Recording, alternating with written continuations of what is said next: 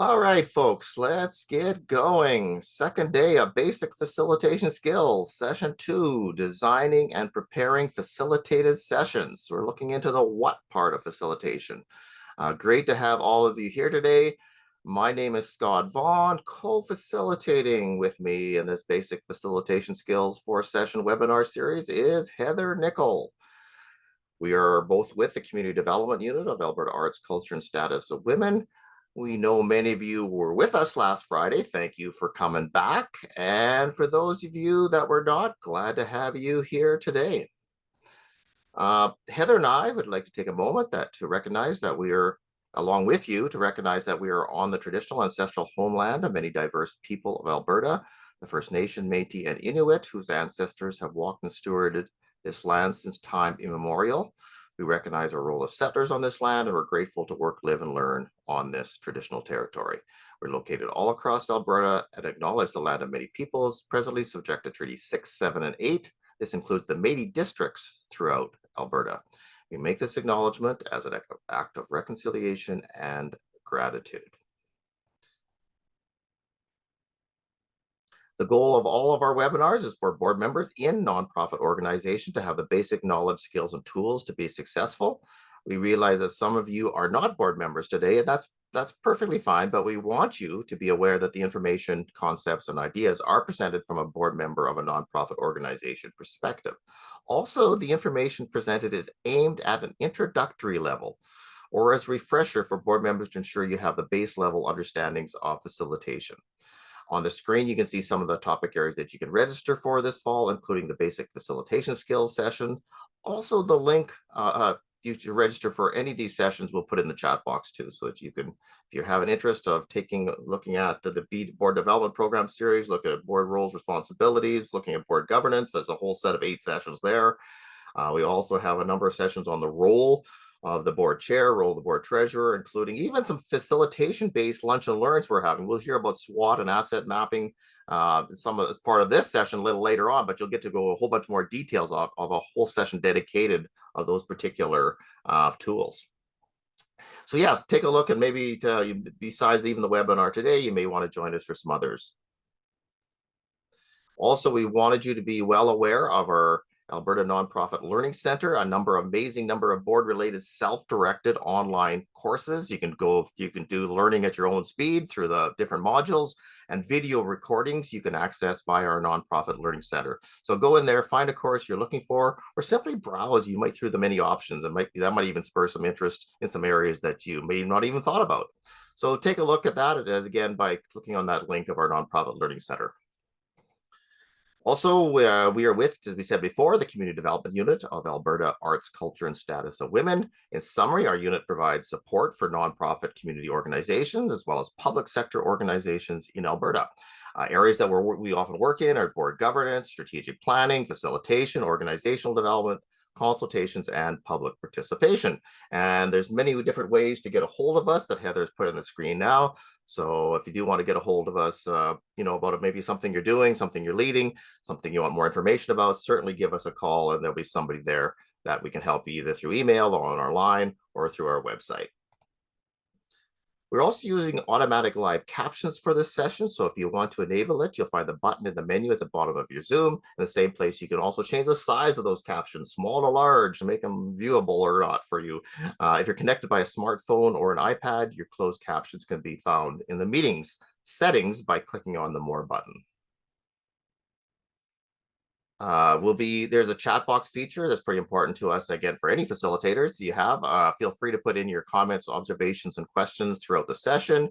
We also use the chat box for some of our activities, and we'll provide more instructions when we start those. Keep in mind it's a public chat box intended for attaining your feedback, presenting information, teaching, and learning. So please provide your thoughts and comments with that consideration. If there is more than just yourself today, it's just like if connected to your computer or laptop, please how many. So if it's just you, you don't have to put anything in the chat box right now. But if there's more people beside you, even if it's one or more, please let us know how many there is besides you that are with you today. We are trying to get a really just because we know that sometimes 2 or 3 people might be around one screen somewhere, and we just want to capture that. But again, if it's just you, you don't have to put anything in the chat box right now, but it's more than you, please put something in the chat box. Yeah, thank you, Michelle. And yeah, just my kids. Yeah, they're important too. They're important too. Maybe they want to learn a little bit about facilitation today. Toolkit, we do have other resources. We've been talking about this lots. For those of you that were with us before we started, our toolkit, there's going to be a link in the chat box that we've seen it a number of times. We'll put it in there again. There it is. Thank you, Heather. Included in that toolkit is also the resources for all the four sessions, and a copy of all the slides that we use too for the four sessions. Again, save that somewhere on your device. It's yours for you to keep long after the session. Sometimes when you click on the resources in the toolkit, they might take a bit of time to pop up, especially that facilitation binder, because there's a lot in it. So just be patient. It'll eventually get there. You'll eventually have it. We also want to mention, because there was lots of discussion about the recordings at our last session. We are recording all of these sessions, but here's one thing to keep in mind. If suitable, we will publish them. And if so, which probably they will, but we still like to make sure everything's right before they're up there. So if so, you'll receive an email from Eventbrite to access them in a couple of weeks. So just stay tuned. Sometimes we do a little bit of editing. Sometimes we just want to make sure they're right before they get out there and, published in a published way. And again, with that in mind, these sessions are being recorded, so take that into consideration as part of your participation. Not that there's anything to worry about, because it's a very good subject, and I think we can learn a lot from each other in these sessions. So there really won't be anything to worry about, but hey, that's still a decision on your part. Here's an overview of the basic facilitation skills online for webinar series. In the first session on Friday, you recall we examined the role of the facilitator. Today's session, we're moving into designing and preparing facilitated sessions, which will include information discussions on process and content, assessment, outcomes, and planning for the people component of facilitation. These two sessions, we actually have two. The session tomorrow is about prepping and designing as well. One of the big things you'll strongly hear from us by the time we're finished, the importance of doing your homework, pre-planning, making sure everything's in place before you actually lead the actual facilitated session. That is your recipe for success. And that's why we actually have 2 or 4 sessions are in this area. So yes, on the final day, we will talk about the actual delivering of the sessions on your feet in front of the people. But if you've done your work, but we'll talk about a lot over these next sessions, session 2 and 3, on your feet will be set up well for success already. So heads up, the 2 sessions tomorrow and Wednesday are half-hour longer. Like, we only go to 11:30 today, like we did last Friday. On tomorrow and Wednesday, we still start at 10, but we actually go till noon. They're just a half-hour longer. Also, keep in mind, this is a basic facilitation skills training workshop. Emphasis is on the basics. It is for people like yourselves that are in volunteer community positions seeking to make your board, your staff, your volunteer and public engagement sessions more meaningful. That's what we're all about. Or maybe even help others in your community lead sessions in more of a facilitative way. The session is not aimed for training for professional facilitators or facilitators not associated with the nonprofit sector. So really keep in that in mind, because I know we often have different people that come to these sessions. That's great, but keep in mind where our main focus and where our aim is for these sessions. Okay, what are we doing? What is the details that we want to be talking about today? So certainly the objectives are, the end of the session, you'll be able to explain the difference between process and content, lots on that from a facilitator perspective. We'll be looking at explaining the importance of assessment, purpose, and the development of outcomes as a base to prepare for a facilitated session. And the importance of people planning leading into a facilitated session. That's the 3 big areas that we'll be talking about today. Okay, with that start, I'm going to turn it over to Heather, who's going to lead us right into all of this stuff. So over to you, Heather. So hello, everyone. Welcome. Thanks for coming back. Appreciate it. So remember, on Friday, when we examined the role of the facilitator in our word cloud, and we did a video and we used the mural board, and all that content that we came up with. So let's quickly summarize what facilitation is and what facilitators do. from our last session. Dictionary definition of facilitate is to make it easier or to bring about, which makes sense for what we do while facilitating group discussions, doesn't it? The word facilitation has many different aspects to it. We like to say that facilitation is the act of helping other people through a well-designed process to have productive discussions and reach an agreed upon outcome without getting directly involved in the discussion yourself. Facilitation is both an art and a science. So if that is what facilitation means, then who is the facilitator? The facilitator is a person who contributes structure and process to interactions so that groups are able to function effectively and make high quality decisions. They are a helper and an enabler whose goal is to support others to do their best thinking as they pursue their objectives. Let's now keep the role of facilitator in mind as we begin our journey, exploring, designing, and preparing for facilitated sessions.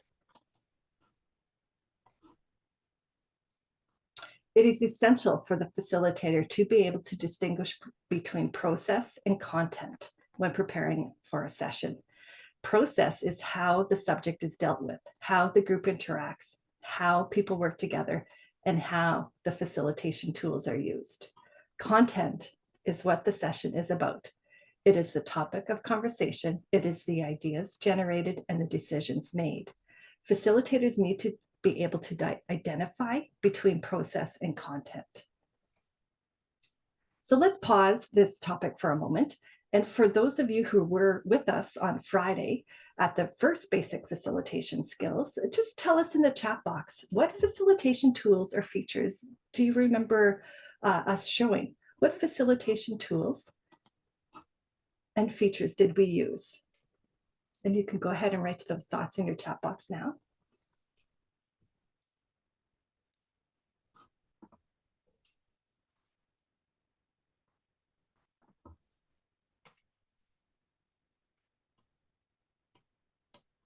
Okay, yeah. Mural boards. Yeah, absolutely. Lots of mural in there. Chat box, the word cloud, the voting and mural. Yeah.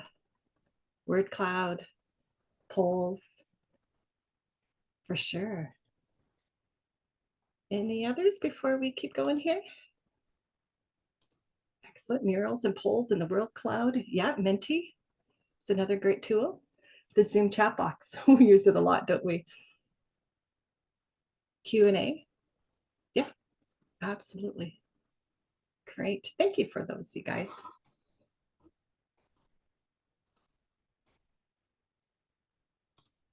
Okay, so you got most of them that we showed you. We definitely spent quite a bit of time in mural. We had a video that we showed. We also used the chat box a lot. So that's great. Thank you for remembering those as well. We are also using Google Slides or some kind of, slideshow as well. So a couple new ones that we're going to show you today is the Zoom whiteboard and polls in Zoom as well. So that's what we're going to definitely model for you today as well.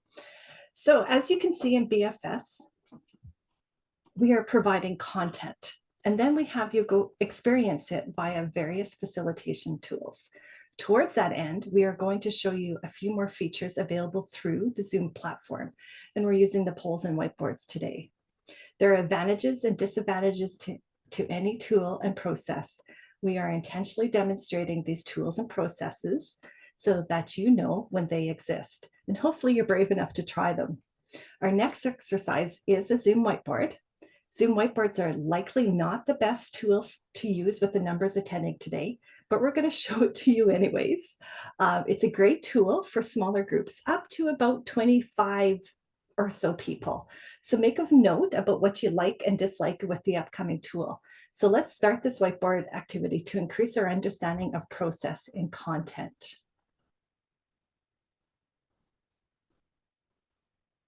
So you give me half a sec here.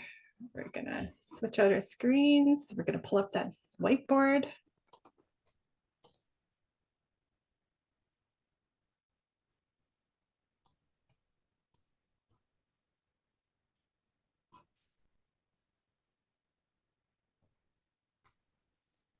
And again, first of all, when presenting or when facilitating a group, what is considered process and what is considered content? We want you to answer this question. And Zoom Whiteboard is similar to, but not exactly the same as Mural to navigate. So here's a couple whiteboard tricks for you that you need to know before you begin. There is a magnifying glass with a plus and a minus in the bottom right hand of your screen. Use that magnifying glass to zoom in to be able to read stuff. That's very helpful. And then there's sliders, so you can adjust your screen and get those squares right in the middle of the center of your screen as well. So again, go ahead and adjust your own screens. And if the cursors, as everyone is coming in, if the cursors are distracting you and are in your way, you can turn that feature off by finding the button with the 3 lines next to the whiteboard name, the BFS2, WB1, process versus content. There's 3 lines there, and you click on view and you click on uncheck, or the check or uncheck the collaborators cursors. You want to uncheck them, so I'm going to keep it turned off so that it's not too crazy in here. Some of the things I mentioned are in the chat box as well. So now that you know how to use the whiteboard, let's begin the activity. The question is, when facilitating a group, what is considered process and what is considered content? Please add your ideas and responses for the process on the left side or the green side of the board. And for content, please add your ideas and answers to the right side of the board.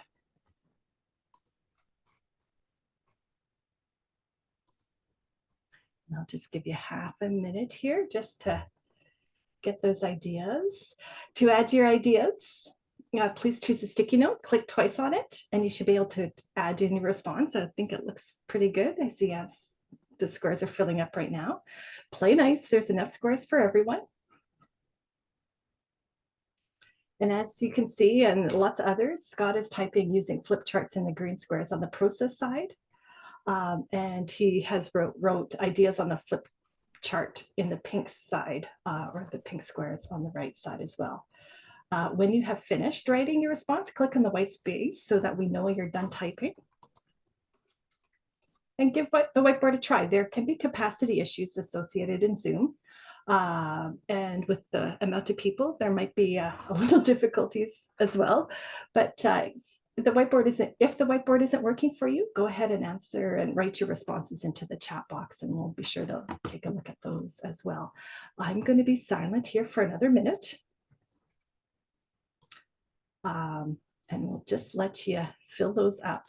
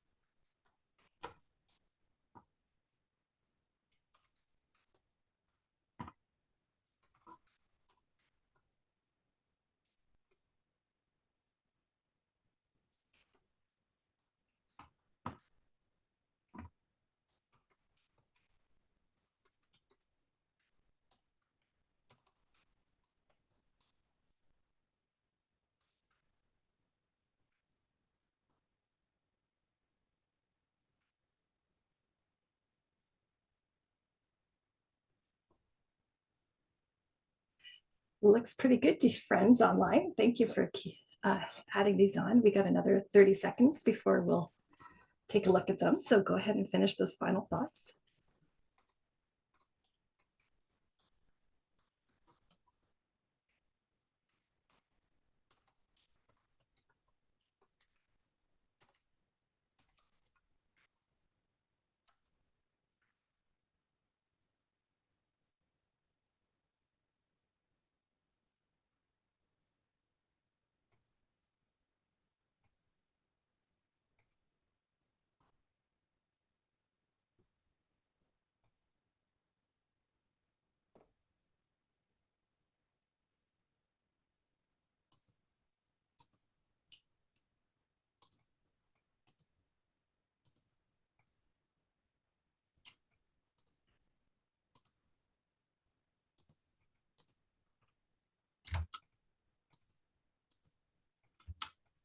Okay, there we go. So good job. Thank you. We do have to move on. So let's just take a look what was added. Having a note taker, right? Having somebody do the recording for you is process. What the person writes could be content for sure. The group dynamics and the group norms and a guide and a visual map, ground rules, etc. The setting an intention and being the pilot is all considered process as well. Good job. Thank you for those. And content, the tasks at hand, that information that you're sharing, even the resources or the data or the agenda can be, and the stats and the themes and the topics for sure are all part of the content as well. So those are great. Super important to know the difference as well. So if you're, it helps to talk it out and split it up and to use the T-chart just like we used here to articulate the difference as well. So, and as a reminder, we do have quite a few of you in Zoom with us today. Right now I see 165. So this is busy, and we do want to show you this tool so that you know it's an option. And imagine that if you have 20 people in here, a much smaller group, it's much more productive and effective as well. But we did want to show it to you that you know it's an option as well. So thank you for participating in this activity. We've also created a short list. So let's go back to the slides and summarize the process and content.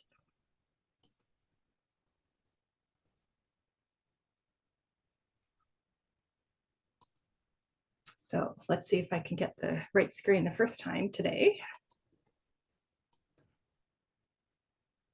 Like that. We can do it. Okay. So, and as many of you guys have said on the whiteboard, process is the method. They are the steps you as a facilitator take to lead the group in the discussion. They are the tools and techniques you use to discuss the topic or make decisions on the topic. Process is the how the subject is dealt with and how the groups interact and work together. As many of you said on the whiteboard again, content is the information and those ideas that you're generating. It is the facts and knowledge. Content is the what the session is about, the topic. It is the generated ideas and it's those decisions that you're making. So why do facilitators need to distinguish between process and content? Why have we been spending so much time on this today? Here's why. It's going to help you design your facilitation plan for the day. It's going to help you clarify or pinpoint the content required to be discussed in your session and then determine the best process to achieve it. It's going to help you strategize and achieve the outcome intended for the session. You need to be clear on exactly what needs to be discussed in the session you are going to lead, the content, before you decide or determine the tools or techniques or that processes that you're going to use. And another reason is perhaps the group that you will be facilitating, you as the facilitator may be wearing two hats. You might be both leading the process and also providing content as well. And by understanding the difference between the process and the content, you can clearly distinguish during the session when you'll be leading the process with the group or facilitating, and when you want to add your own ideas to the discussion, and that's the content. So a quick tip here, if you are in this situation, seek participant responses to the question first, and only then add your own ideas after, and only if necessary. A facilitator always needs to be mindful of their influence on content and possibly sway the group unintentionally when providing your own thoughts. And a final reason to be able to distinguish between process and content, is it's going to help you evaluate how you did. Perhaps you realize after doing a session that maybe the process didn't go as well as you'd hoped to have the discussion, or that content that you wanted with the group or what you were expecting. So next time you might choose a different process or adjust your process so that you have a better content is generated as well. So it's time to further test your knowledge on processing content. So let's put this information into practice and move on to an activity. We are moving from our slides to a polling feature in Zoom, and you should have a polling feature pop up on your screen.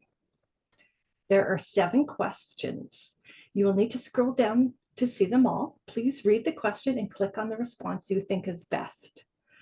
Go ahead and work through the 7 questions in the poll and decide if they refer to process, if they refer to content, or to a combination of both process and content.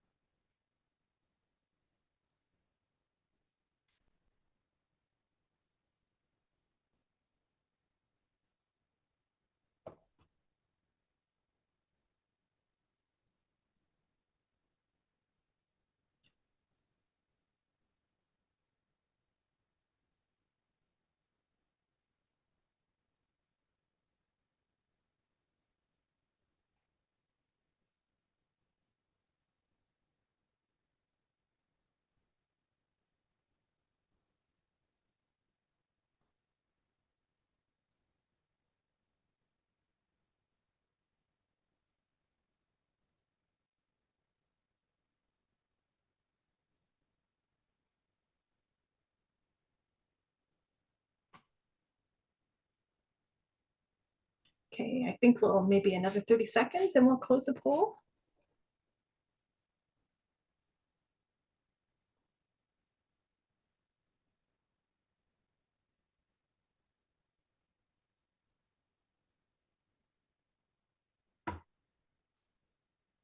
Some of the questions can be kind of a little tricky, but we'll go through them here in just momentarily.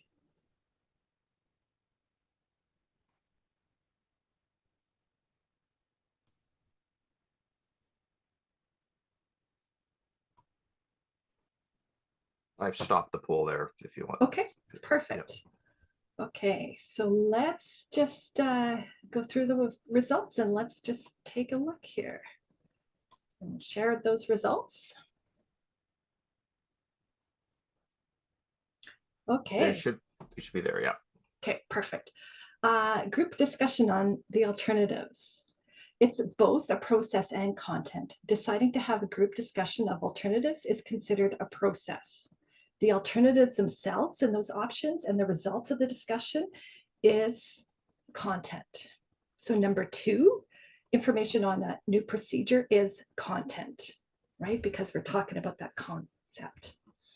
Number 3, the facilitator is silent, is considered a process because the facilitator is using silence as a strategy to facilitate in that moment. 4, breaking into small groups is process, which is pretty straightforward, isn't it? Pros and cons of a suggested procedure is both process and content. The decision to use a pro-con list is process. The responses generated within the pro-con list is content. Number 6, an idea presented by one of the normally quieter group members is still content. Ideas generated by any participant is considered to be content. Flip charts posted around the room with ideas the group generated is considered both. Using flip charts is a process. The ideas on the flip chart is content. So it's important for you to know for your own facilitations, what is the process and what parts are content. So that's it from me. Thanks for listening. Over to you, Scott, for assessments and outcomes. Thank you, Heather. Yeah, we're going to start continuing on our journey of looking at prepping and designing for sessions. And we're going to further our understanding of that with taking a look at assessment. As Heather said, I'm just setting things up here so we could get down to the path of this. When you're tasked to lead a facilitated session with your board, or with another group, the first thing you want to do is an actual assessment in which you gather information to make sure you are clear on a number of key details before you start jumping into the in-depth planning part of it. And here are some things you need to gather information for clarity on. Make sure you are clear and the board or client is clear on what is being asked of you. Again, the purpose of the session. More of this coming up when we explore that in a coming up slide. On the topic of the facilitated discussion with participants that you'll be leading, be clear through your assessment with your board or contact of what is going to be in scope, legitimate for discussion, and what is out of scope, not part of the discussion. It might seem like a simple thing, but a very important thing. So very important for you as a facilitator to know this well. In fact, when you're up front facilitating the group, especially on difficult issues, you will likely draw upon this knowledge many times to keep all the discussions on point. Also ensure that this is the best time in the process of the project, whatever it might be, to facilitate or lead the discussion with the group. Sometimes there's a better time. Maybe we wait a little bit week or two. We need some more information before we can really have this discussion. Some of those considerations are very, very important because there's nothing like coming, they're ready to have a full discussion and there's a whole bunch of missing information. Is the session going to be in person, online, or a combination of both? Often nowadays referred to as a hybrid. We'll talk about hybrids a whole lot more coming up, but you need to be clear. Is this session best? Is this going to be something that we can do just in our meeting room with everybody there, or is this something that needs to be online or in some type of a hybrid format where we have people both in person and online? Okay. If the board you are to facilitate is not your own, though, you don't know the people, you've been asked to come from outside to lead a session, you need to even get more intel. Interview the person or group who asks you to facilitate or lead the discussion. Is it a client contact? Is it a manager? Is it a host? Is it a supervisor? Let the contact know you may want to talk with other reps of the group and ask the client contact to let others know they may be contacted.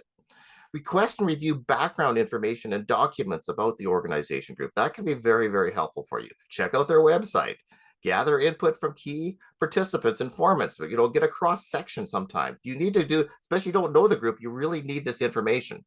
And this can be done, by surveys, maybe even focus groups, perhaps, even an observation, perhaps attend a meeting as an observer of the group beforehand, before you actually lead the group. It was also going to provide you some good intel on the group dynamics, the relationships, and generally how they work together. Another big part in your assessment is you need to make sure there is participant commitment, whether this is your own group or an outside group that you're leading. Ensure that the participants are informed, committed, and prepared to put the time into the project or the issue, as well as the facilitated discussion that you're going to be leading. So make sure they agree that this is an important issue discussion that we need to have, and they're ready to put their time and efforts into it. Once again, make sure it's the right time, and also ensure there's no physical and or social safety accessibility barriers for participating in the discussions. All right, so that's assessment. So, and again, just one of the things I want to say about this is about doing a good assessment of the facilitated task being asked of you before jumping into developing the process, logistics, and other related details. One of the things we've seen, and I've certainly done myself even, is jumping too fast. Oh yeah, I see. I think I know what it's about. I'm going to go lead the discussion now. I think I have it. And sometimes when we run into troubles where there's challenges that doesn't work well, it's because this assessment has not been done very well at all. And I certainly learned my lessons, and I think other facilitators have as well, of the importance of assessment in doing good work as a facilitator. As we said, we're talking about purpose now. And as we said in assessment, make sure you are clear and the board or contact or client or main contact is clear on what is being asked of you, the purpose of the session, the purpose of the facilitated discussion that is needed. Make sure in your interview conversations with your board, your own organization, that That is clear. And some probing questions we put on the screen that you can ask beforehand, whether it's your own group or somebody else's group, which are all about determining the purpose of facilitated discussion. So you need to ask, why do you see we are having this facilitated session, event, meeting, whatever it might be? Why is it needed? What purpose does it serve? Who's going to benefit? How will they benefit? What led to deciding it was needed? Really important questions you want to ask your own group or a group that you might be leading down the road that you don't know. Here's probably the most important part. Don't assume the purpose of the session or discussion is clear, even with your own board or contact, just because they're asking you to lead the session.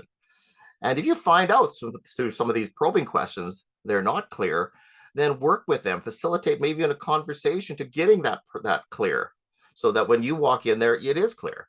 By doing your due diligence on clarifying the purpose beforehand, you and the board or your client clearly know and understand why you're leading that sessions. Because once you're in front of the group facilitating a discussion in which the purpose or the reason why you're there has not been made clear, guess who's likely to face the brunt of the criticism from participants if it doesn't go well? Yeah, that would be you, the facilitator, and someone would say, well, why are we wasting our time talking about this? I don't get this. You'll get all those type of discussions, and you could have probably, by doing a really good assessment, really getting the purpose down clear, you would avoid that whole situation.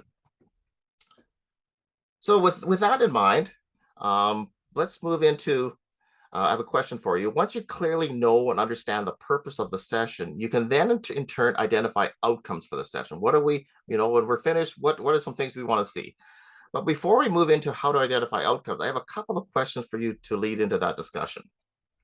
When you hear the words outcomes, what comes to mind? Just put your thoughts in the chat box right now. When you hear the words outcomes, what comes to mind? Yeah, I see goals, next steps, boring government talk, your documents that'll be ignored. That's funny. Data, results, deliverables, consensus. Yeah, so sometimes we've been jaded with outcomes and such, but the facilitator, you need this. If you want to be successful in front of the group, you need to be clear. What is it we're hoping to achieve because it's going to guide and align everything you do in preparing for your session. Yeah, thank you. Effects, direction, accomplishment. Yeah, it's certainly, those are all really, really good answers. So thank you for that. Another question for you. Why is it important to develop outcomes for facilitated sessions? Yeah, we don't like them sometimes when we see them, government documents and all those kind of things, but why as a facilitators are they so important for us to be very, very clear? Stay on track, staying the course. It provides the roadmap of the session. Yeah, that's really good. Thanks for that one. They're all expectations met. We know we're on the right path. Stay in the scope of the training. Yes, that's another thing. It keeps us focused. It's easy to get, we start facilitating, get into all kinds of areas you don't want to be in. It just bogs the whole facilitation down. A clear path, manage expectations, shared understanding. Remember I talked about in scope, out of scope. What's going to be in scope and out of scope of this session that we're going to lead? Getting that clear in the front end is going to help you be very, very pinpointing your questions and your discussions and your leading of the group. Yeah, shared understanding, gaining understanding of the topic. Yeah, you've got it. Really, really good stuff here. Thank you, folks. But with that in mind, think about it when you've not had clear outcomes or aims for a session. What did it feel like? What challenges or problems emerged? And what are some of those things? Yeah, think about that. And now think about when you've had them, how did they help? So one of the key things here is key point. People need to know clearly, and this is a very human thing, what they're working to achieve together. What difference are they trying to make? What is the end game here? When you have your group of participants around you that you're leading, they need to be very clear on that. And what are the outcomes we're trying to achieve? People need to know that clearly ahead of time before they're going to be ready to dig into and participate in the process that you're going to do. And this is probably a point that you really, really need to think about. Don't assume they should just know that intuitively what the outcomes are. They need to be stated and clear beforehand for the conversation or the project you are facilitating to be successful. So after you become very clear on the purpose of your facilitated session, Then in turn, determine expected outcomes for the session. This is going to help you pave the way to plan the process and also to deliver the session. Outcomes along with a purpose are going to be the driving force for your workshop, for your session. So you need them to keep the focus of the session on track. Also, your purpose and identified outcomes need to be stated and discussed up front with participants too. They need to know it's not just your outcome. This is outcomes that you're working together to achieve together with the group. So how do you determine outcomes? And this is where we're going to go next. Just a little. There's old courses and and sessions all geared to outcome, but we're going to just brushly look at it from a facilitator perspective. What's the most important thing for outcomes from facilitator perspective? So outcomes in community facilitated discussions are often about, surprise, surprise, in the not-for-profit sector, we're all working with people. So what will be different for our people from our work? When our work is done, what will our people gain? Like people in a very, very general sense. You can look at you in your own specific project, you'll be looking at, you'd be able to name that specific group of people that you're working with. But with that in mind, specifically, you're going to be looking at what change in skill or knowledge do we intend to see in the participants? You're going to be looking at what change in attitude or behavior, and also what change in status or condition.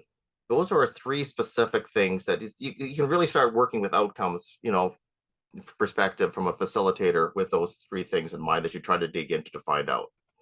So here's an example, again, of what, again, some facilitation work actually I was involved with, and we came with some outcomes that to stop bullying examples, a school developing outcomes for facilitated session work on a project to address a bullying problem. One of the things is you can see in this example, a change in skill or knowledge identified was that students and teachers in our school have the skills and knowledge to address a bullying situation successfully. We also beforehand identified an outcome together with the group. Bullying is considered not cool and rejected in our school by all, and also with the school, students, teachers, parents, and everything together. Also change in status or condition. Students in our school feel safe. And that was a big, that certainly guided and framed the whole facilitation project with the group, knowing these are the three outcomes that they were seeking to obtain. Okay, so hopefully that's clear here. We're going to cement your thoughts and ideas so that you have internalize them a little bit more by there's some polls related to outcomes that we're going to pull up, and also purpose that we're going to pull up right now. So let's take a look at those polls and get your thoughts to some polls that will get going. Okay, the first poll that we have is, which statement below is not an example of an outcome? Take a look at all the ones that are there and take a read through them, and which statement below is not an example of an outcome?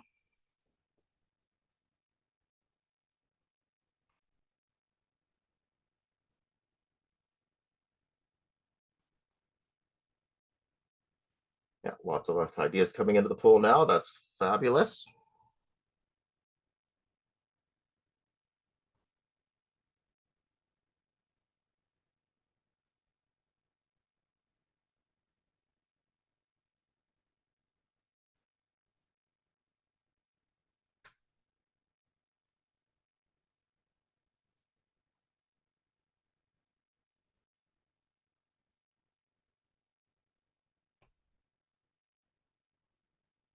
Keep them coming, folks.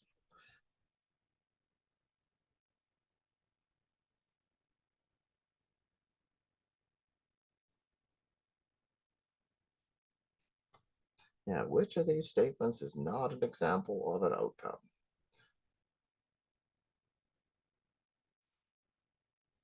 Okay, we'll give everybody about 10 seconds now to lock in your answer if you haven't already.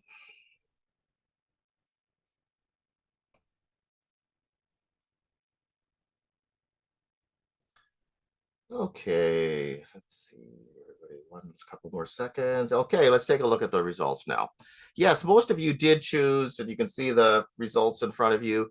You did choose the second bullet as a statement which is correctly not an example of an outcome. A special meeting of the ABC Children's Basketball Association will be held to determine a policy on expected playing time of players registered with the organization.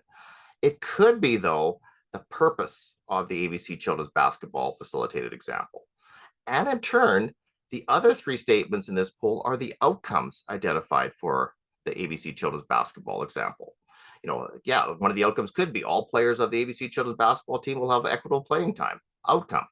The third one, parents and coaches of the ABC Children's Basketball Association understand the importance of equitable play for player confidence and healthy child development. Another outcome. All players of the ABC Children's Basketball Association feel they're valuable contributing members of their team. All potentially could be outcomes. So with that in mind, let's also examine the outcomes using those outcome statements in the previous poll a little further with a couple more polls. So let's pull up the next poll on this one. Okay, here's which statement below speaks most about a change in skill or knowledge. Remember, we talked about those three types. But which of these is most about a skill or knowledge? Give everybody a minute or two to put your thoughts in there now.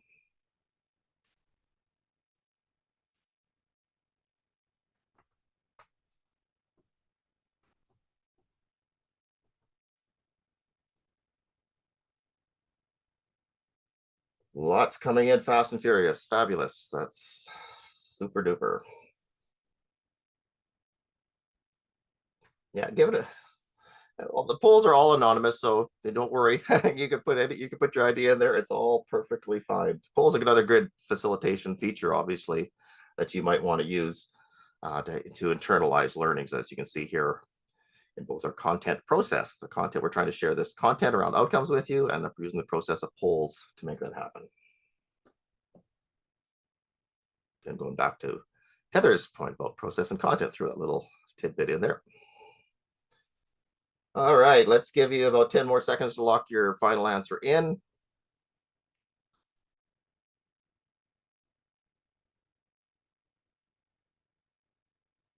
Okay, let's share those results right now with everybody. The second bullet, yeah, is most about intended change in skill or knowledge outcome that is being sought for parents and coaches. Yeah, parents and coaches of the ABC Children's Basketball Association understand the importance of equitable play for player confidence and healthy child development.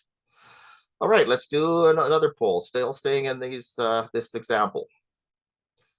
This next one's going to look at change in attitude or behavior. So again, which outcome statement below speaks most about a change in attitude or behavior? Which one is that one?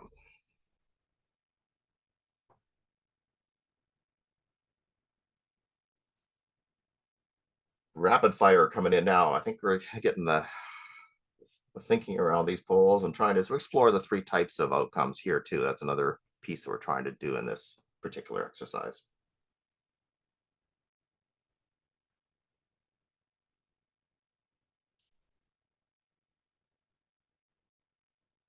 Okay, going to give a little less time for this one since they're coming in really, really good.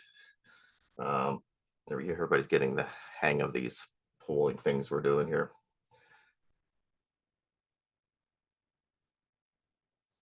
Okay, let's give everybody about 10 more seconds now to put lock in your final answer.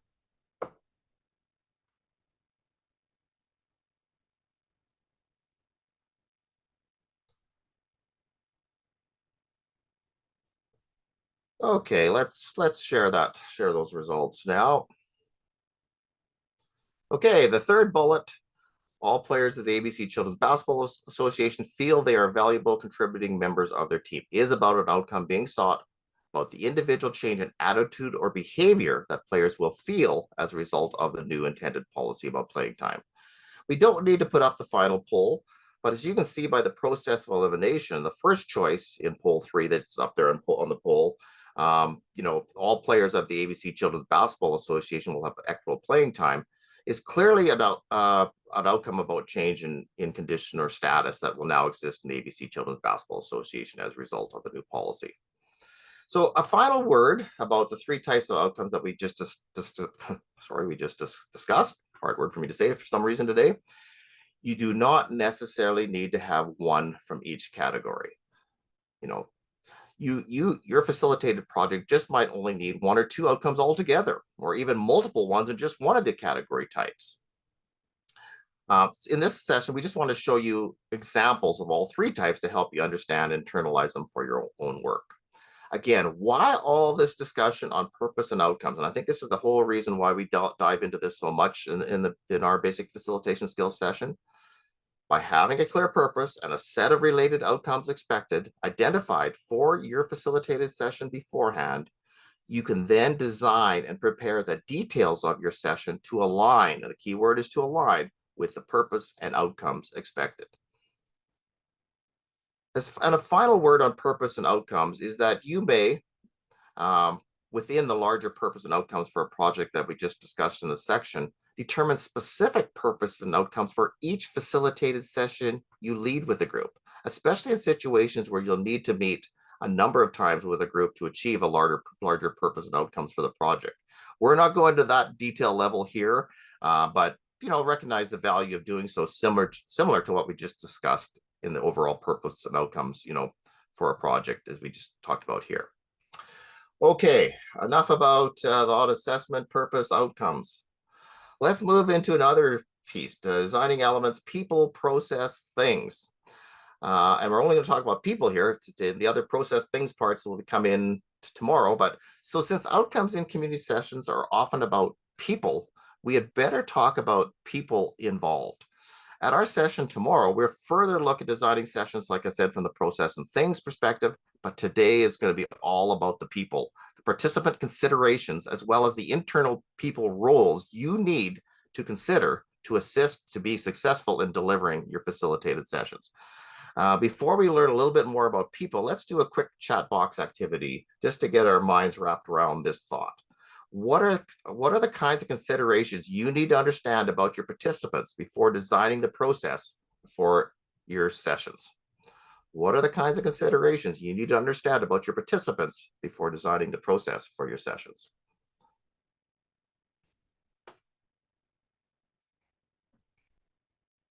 Yeah, I see coming in disabilities. Yes. Impairments, environmental needs, communication styles of audience. Yes. Neurodiversity, language, experience with the process and goals, time, their age. Yeah. Experience on the project. Jargons and acronyms can be confusing. Yeah, I agree there. Cultural nuances. I like the way that's put, because they can be subtle and they can be but they can also be very upfront. In-person versus hybrid versus virtual. Yes, agreed. Education level, experience, pronouns. Yes, technology skills, language proficiency. What new can we do? Hearing. Yeah, the super examples. These are. I mean, I think I'm going to add a few here, but I think you've really touching all the bases on this one. Really, really good. Red flags, interests. Yeah. Again, part of it, we're talking about assessment. We're talking about purpose. Some of that front end work you're doing. You're looking at into your people considerations. That's flowing right into that part as well. Motives, interest, red flags. Super good examples of all of those ones. Yeah. Neurodiversity, mobility issues. Yeah, so excellent. I'm just going to add a few here because I think you pretty much have them really, really good there. Yeah, keep them coming. Relationships. I see that one just came in there too. And this goes right into the point I was going to mention. Yeah, how well do people know each other? What are the relationships? You may be working with your own board, your groups of total strangers, passing acquaintances. People get along, adversaries, competitors. You need to find out how everybody is connected. You also need to consider the number of people. Is it a small group? Is it a medium-sized group? A large group? All has different considerations when you're planning your process, but you need to be clear on that. The feeling of safety, I see, also came in the chat box right now. I think that's a good one. Assumptions, those are really good ones too. We talked about this one. I saw this in the chat box really good. Where are your participants? In person, online, or both? Demographics, this was definitely mentioned. I saw age, different considerations around age, who will be participating, age, gender, generations, positions, relationships. A group of teenagers is very different than a group of seniors, for example. A group of business people different than a group of political leaders.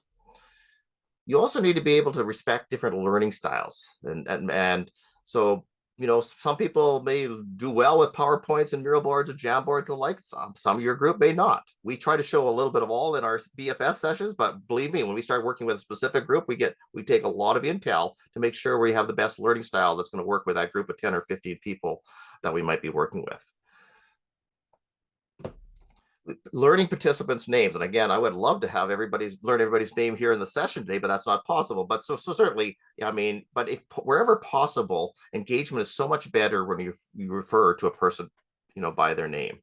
So get familiar with names of people that'll be in your session beforehand, especially if the group is smaller. What are their expectations? I saw that. Making sure that you have a good sense of that. I think from our assessment, purpose, outcomes part, I think that's getting pretty clear now. What are their past experiences? Yeah, have facilitated sessions not worked with this group? I had one group I was going to work with. They had some terrible previous facilitated experiences, so they were very reluctant and very cautious. Kind of had to break through that through the first few hours, but once we got through that, everything was fine. But certainly, there were some things that were on the plate that we had to work through early to make them feel comfortable. Also, any hot topics or red flags to be aware of. I have an example of a group that I led that speaks to this point. I was scheduled to facilitate a strategic planning session with a group in the afternoon. That morning, a significant change was announced by the leaders on how they'd be working together in the future. Although the project I was asked to do was still valid and the group wanted to still go ahead, we had to spend some time at the start of the session to discuss the recent change and the implications of the change in the team before we were able to move into the actual planning portion of the meeting. So always be aware of hot topics or red flags, or in this case, recent news that might have potential implications on how you might have to adjust things a little bit in your work that you're doing. Okay, I'm going to move into considerations to include. You also have an internal group. These are people, both participants too, but also people that can help you to lead the session. So we're going to look at both sides in a small, simple session. What do we think? Keep in mind, it's not that big of a session. Maybe it's 10, 15, 20, 25 people at most. It's not a 50 to 100 person, session. What are some considerations you need to have in these smaller sessions? And there are various roles and responsibilities are important to consider when when you're assigning different people to do different things at your session. So again, one of the key things, your participants, what are your participants what are their responsibilities? What is their expected, commitment, participation in the session? What are you looking for from your participants? Well, the participant's role is to contribute positively to the process, and they have a shared responsibility. It's really important, shared responsibility to ensure the success of the session.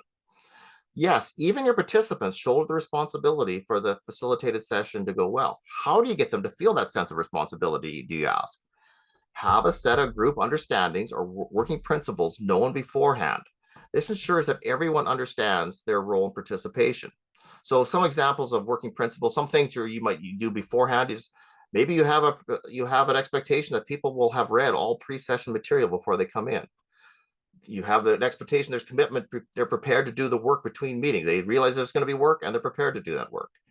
They're committed to doing the work of the facilitated process right from the start to the end.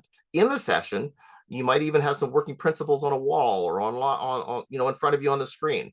You might have things like listen for understanding, ask questions of clarity. You might have something on a working principle that says it's just as important to hear and understand someone else's perspective as it is to share your own. We have a set of on their toolkit of a whole bunch of working principles that you can take a peek at and you might want to use. I'm sure many of you that have facilitated before, you know the value of them out there. So really important part to make sure that participants feel the responsibility of the session to go well. If it's only on you to make sure it goes well, it's not going to work. You need to make sure that the participants are feeling that responsibility as well. So having agreement from all your participants on a set of working principles for your facilitated session beforehand is a must.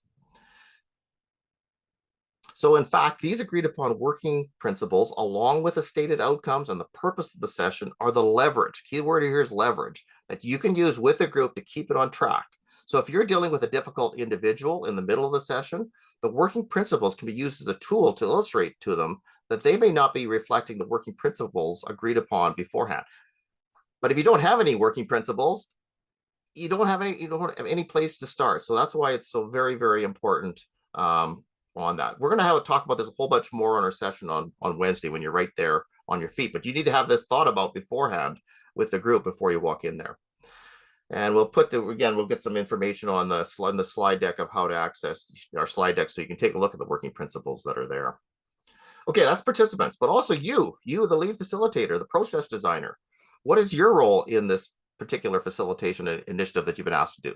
Well, you need to be clear on, am I part of this can remain neutral? Or will I also be adding content appropriately as well? Remember we talked about process and content? The facilitator leads the group through the process in order to generate the content. And remember, Heather went through that in detail. At the end, you know, so you need to make sure what's going to be how is your participation going to work. You might also have, especially in our online hybrid that we're often in, before 2020, we probably didn't even have a parts of this as important, but right now, nowadays it is. If you it has become very helpful to have someone dedicated to tech, so the facilitator can be free to manage the people in the process. But the certain person needs to be skilled and comfortable ensuring the technology does what you need it to do. They can also help troubleshoot and even work the chat box while you as the facilitator carry out the session. All right, you also might have a note taker. First of all, determine if you need note takers. Recording and transcribing recorded data takes skill and practice. Are the note takers prepared? Do they know how much to capture? It helps to give them a template to use for ease of capturing data. Mural boards that will help recording ideas.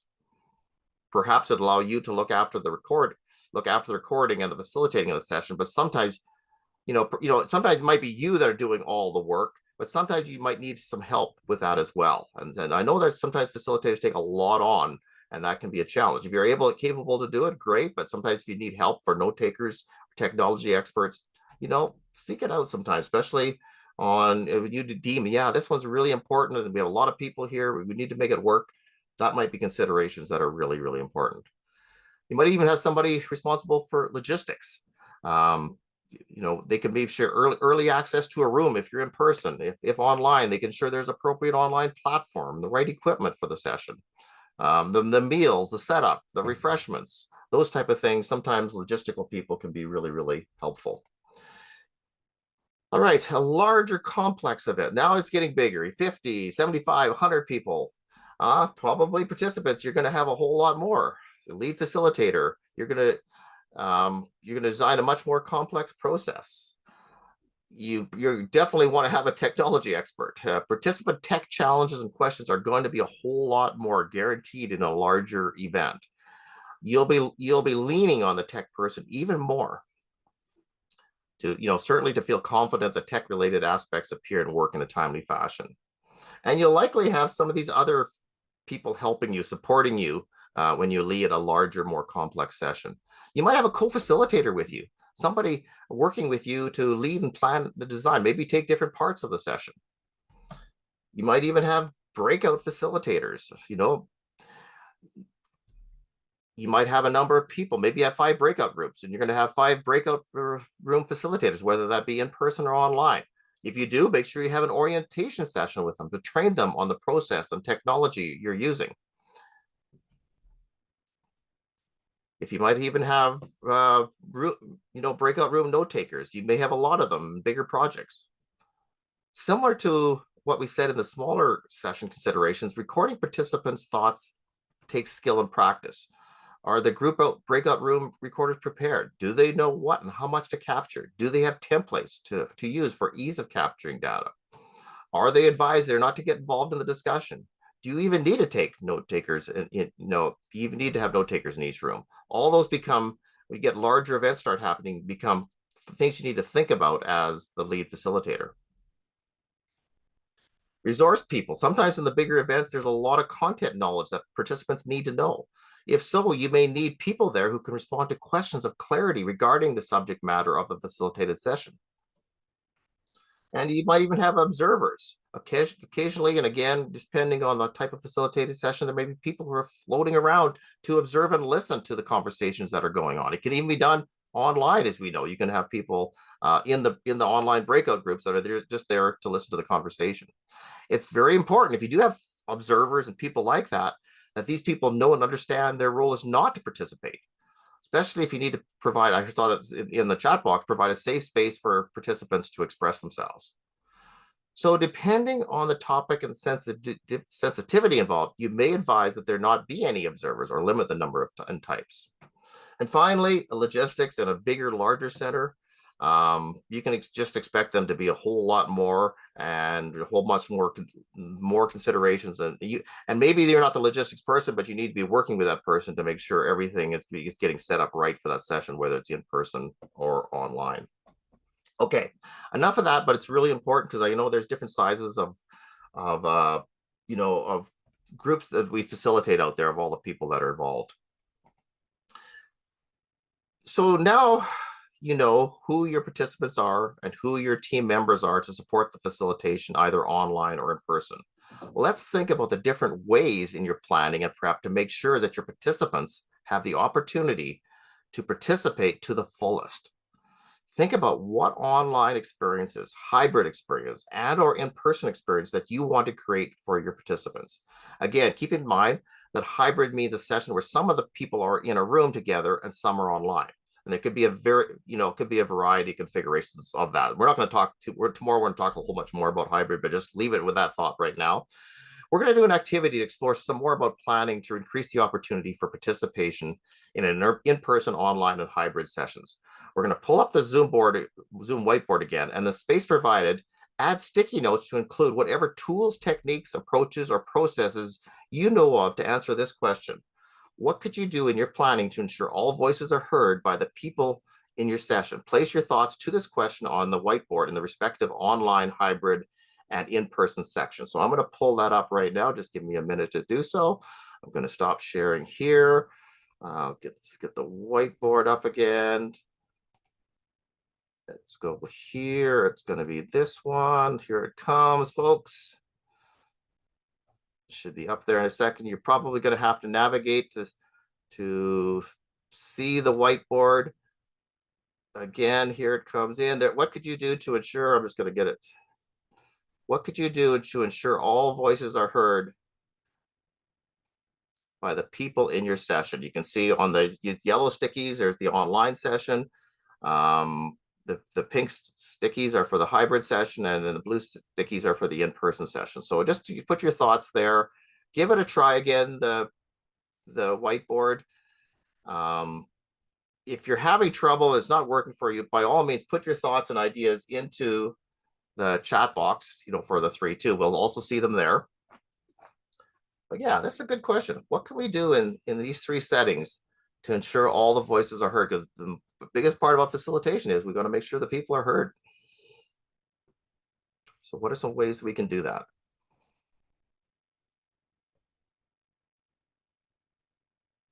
Let's see a bunch coming into the 3 areas now. Lots of ideas coming in fast and furious. That's great. Again, you can always scroll down to see more sticky opening spots to put your ideas. There's a whole bunch at the bottom that are still available to put your idea in. Yeah, thanks for Heather for putting the timing. Yeah, we've got a couple minutes here to do this right now, so everybody can get their thoughts in there now.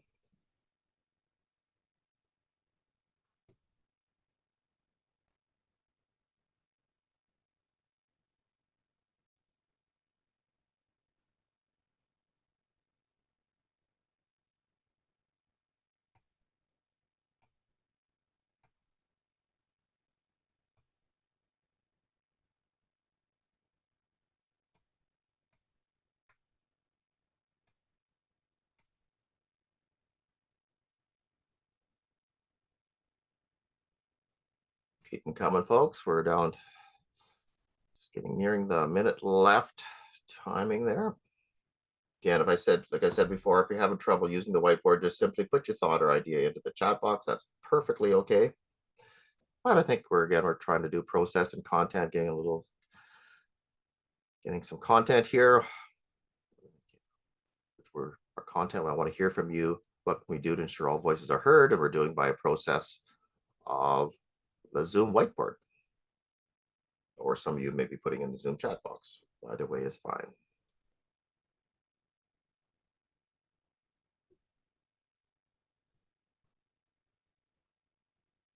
Again, scroll down on the whiteboard for some reason. If you're not seeing any spaces left, there's a few spaces down there too.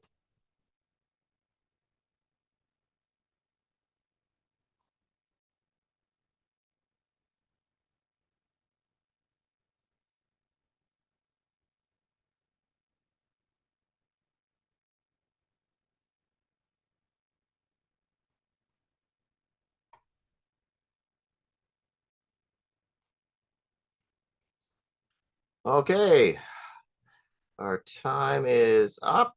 Let's take a look at what some of the thoughts that you've had. What could you do to ensure all voices are heard by the people in your session?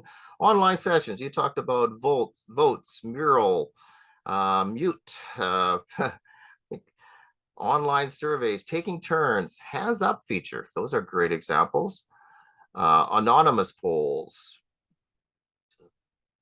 What are some of the other ones? Chat questions. Yes, very much in there. Surveys, online surveys. I think there are many of those type ones in there. What else do we have down here? Round robin. I saw the round robin. That's very good.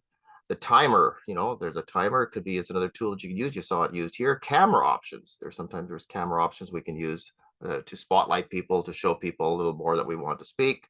Those are all word clouds. Yeah, we did that word cloud thing the other day. Moderators can be in there. Good chat questions, all great examples of that. I see sometimes sending an invitation. I see in the chat box that Yvonne has one word circle. I think that I like the I love the buddy system ideas for going to hybrid. Let's go to hybrid right now. Actually, I think that's a good one. The hybrid, yeah, Anna's talking about one of the things, the hybrid meetings, the buddy system. You'll see that in the chat box. Yes, that's where you have somebody that's in person is connected to somebody online. That's their buddy. So that way, if they're missing something, they maybe they could chat with each other even directly. And it helps the facilitator make sure all the groups connected by having a buddy system with somebody in person and somebody online grouped together there. So thank you for that on the Anna for that idea. I think that's a really good example there. So on the hybrid, again, one of the things here I saw sticky notes, online surveys, feedback form, use tools, Kahoot, a number of other ones. Kahoot's a really kind of an interesting one. I'm not going to go into its details, but it's definitely it's good for a lot of things. Icebreakers, breakout groups, have someone monitoring online. Advanced questions, I think that's a really good. Think about your advanced questions. Um, reflection time before sharing. I think that's a good one too. Make sure you put in some reflection times before sharing. Sometimes we just want to rapid fire. We're probably doing a lot of rapid fire here today, even, but I think there is time. That's that time for people to think and get their thoughts together is really good timing as well. All right, so really good stuff on that one. Let's take a look at in person now. You've talked about what are some things you can do in person. You can vote, you can have sticky notes, you have icebreakers, a talking stick. Yeah, I've seen that talking stick is that we have to hold the stick to be able to talk and you pass that around to each person. Um, having good processes. I talked about those are all good things. Post-it notes. Yeah, I think we've seen post-it notes on a wall with a number of ideas where we mix and share them, move them, just like we did on the mural board, only now it's on a wall in person are really good things too. So sharing circle has certainly, those are really work well, especially at the end of a session to what were some key things we heard, what everybody gets a moment to share their experience of the session, asking people directly. Circles, there's again some of the things that I'm seeing that are really good. Popcorn, yeah, there's a popcorn response. We'll talk a little about that one on Wednesday. All right, I think I'm going to pull this. I'm going to stop the share board right now. Stop our view on this one right now. Where is the whiteboard? I'm going to stop my whiteboard right now. I come back here. I'm going to go back and share. Just give me a second to get this all together here. You see, one of the things when you move from Zoom, from slides to the actual Zoom whiteboard, there is a little bit of coordination that it takes there. Just as a, does everybody see my screen right now? Does everybody see my screen? I just want to make sure of that with all my transition. It's always a question you can ask groups too. Yes, we got the reflection chat box slide. Perfect. Okay. You've now come to the end of our second session today. We have discussed the topics of the difference between process and content from a facilitator perspective. We talked the importance of assessment, purpose, and the development of outcomes as a base to prepare for a facilitated session. The importance of people planning leading into a facilitated session. What are some key learnings you've had from session 2? you want you to feel free to put your thoughts into the chat box right now. What are some key learnings you've had from session 2? Yeah, the importance of outcomes. Yeah, that's very much. Process versus content. Yeah, remember the audience very much. Yeah, I think that's, yeah, very much. So the ones we're seeing there. I learned my whiteboard does work. Yes, lots of feature that a lot of times we don't use. The whiteboard is probably better for smaller groups. We use the whiteboard with a lot of groups, so you can see it's a little crazy, but but certainly it can be done. And I think we're trying to get some of the features that we have that are if we have Zoom, use a Zoom whiteboard. In scope, out of scope. Yeah, I think that's a really important consideration of facilitator, really spending time, whether it's a board, your own board, or with a group you might be leading, making sure you're very clear. You have facilitated discussions coming up, what's going to be in scope and out of scope. And you then have that leverage to work with the group, when you're facilitating with them and be able to get back on track. Again, we're talking about things to get groups back on track. And that's why it's so long talking about preparing and designing, because this is where you can do your good homework. So when you're delivering, you have the tools to leverage the group back to where it needs to be. But if you haven't done this work ahead of time, you don't have a lot. It's really hard to do it on your feet right at that moment. Yeah, the whiteboard was newer for me. Yeah, good outcomes, importance of planning for sessions. In-person, online, hybrid. Yes, this new world we're in. We used to only have to talk about in-person sessions. We used to do these sessions in person, basic facilitation skills, but now there is a whole different world out there when it comes to facilitating that was there probably that much before 2020. Yeah, so really good stuff in there. Thank you for all of your thoughts there. Where are we in our basic facilitation skills journey? Yes, we've completed sessions 1 and 2, the role of facilitator and the what part of designing and preparing for facilitated sessions. Tomorrow, we will continue our basic facilitation skills journey by exploring the how part of designing and preparing facilitated sessions. We're specifically looking tomorrow, again, it's all part of the design and prep, of developing the right questions, designing the right questions. We're going to look a little bit more at online, hybrid, and in-person consideration, but now looking at it from more of a process and things part, looking at logistics as well as tools, equipment needs, the right questions, the right processes that you need. The final thing is too on this, tomorrow, we'll also remind that the sessions tomorrow and Wednesday both go to 3:30. I wanted to make sure I said that again too. So if you can put an extra half hour to your days, because we'll be finishing at noon tomorrow, not 11:30, but we'll still be starting at 10 a.m. Okay, and finally, of course, we'll be looking at delivering sessions on Wednesday. Okay, we want to get your feedback on all of our sessions. I know we ask you to do this each time, but each sections of these training sessions, your feedback is really, really important. So we're going to put the evaluation form in. Thank you, Heather. Simply click on that evaluation form. And no, did I say 3:30? 10 a.m. to 12 noon tomorrow. Yeah, 10 a.m. to 12 noon. Thank you. Yeah, so it was definitely not that long. It's only a half hour longer. So before we open our Q&A, we will want you to complete this evaluation form. We will entertain a question or two before we go. But if you could complete this evaluation form right now, that would be great. Simply click on the link and the evaluation form will pop up on your screen. And if you could complete that form in the next couple of minutes, it'll be really, really helpful for us. And then once you've completed, there's a submit button. And simply click that submit button, and then we'll have it. And then we'll entertain a question or two before we leave today.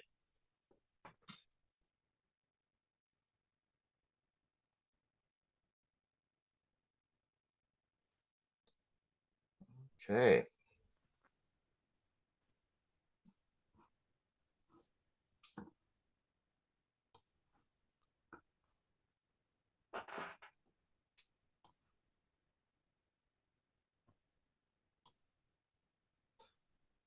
I know that some of you are completed the evaluation form. One thing your answers to the considerations on the people on the whiteboard were really, really good. The only one I'm just going to add to your thoughts is just that if you are going to hybrid, really make sure you have good tech equipment, making sure the ability to be able to display people's faces. If you're in person and you have the faces of everybody, maybe on a large screen in the room, because one of the things that's really easy to do as facilitators to forget about the people that are online, because you see the people in person that you're with, but sometimes those online people, they kind of fade in the thinking. So anything you can do with tech to really have their faces right there in front of you, so that people, the participants online in person, see them online, and maybe the online people see the in-person people really, really well.